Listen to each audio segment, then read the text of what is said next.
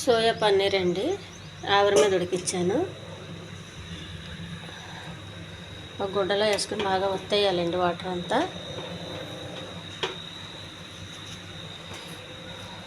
వాటికి కావాల్సిన కొత్తిమీర, పుదీనా, కరివేపాకు, అల్లం వెల్లుల్లి పేస్టు, ఉల్లిపాయ, కొంచెం గరం మసాలా, కొద్దిగా ఆయిల్, ఉప్పు, కారం, మసాలా అండి. నీళ్ళు బాగా ఒత్తేయాలండి.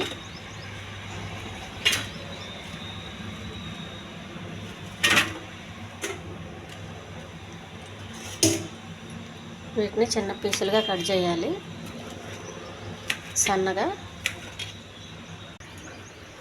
కొద్దిగా ఆయిల్ వేయాలండి.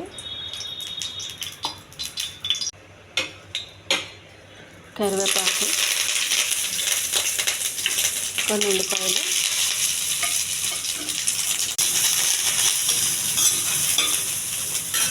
కొద్దిగా అల్లం వెల్లుల్లి పేస్టు,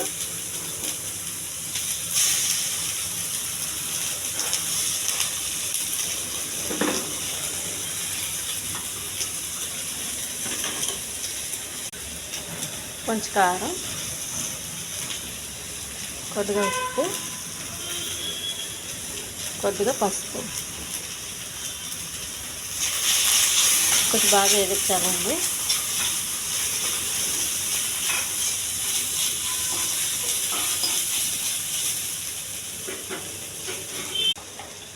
కొద్దిగా గరం మసాలా,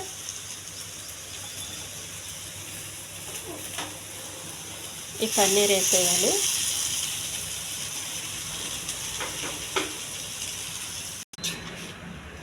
కొంచెం బాగా మసాలా పట్టేంత వరకు పన్నీరు ఇలా కలుపుతూ ఉండాలండి.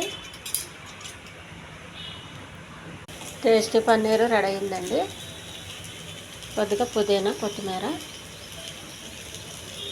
ఇది సాంబార్లు, పప్పుచారులు పెడతాం చూడండి, అప్పుడు నంచుకు తినడానికి పక్కన చాలా బాగుంటుందండి.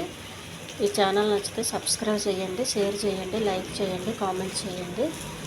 ఇది చాలా టేస్ట్గా ఉంటుందండి ఇలా చేసుకుంటే. ఏంది పన్నీరు ఫ్రై రెడీ అయిందండి. ఈ చిన్నపిల్లలు చాలా ఇష్టంగా తింటారండి.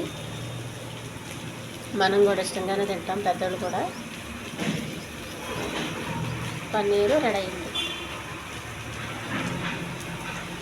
ఇది మాడిపోకుండా కలుపుతూ ఉండాలండి. మాడిపోతే కష్టము, అంటుకుపోద్ది కనానికి. అందుకని జాగ్రత్తగా కలుపుకోవాలి.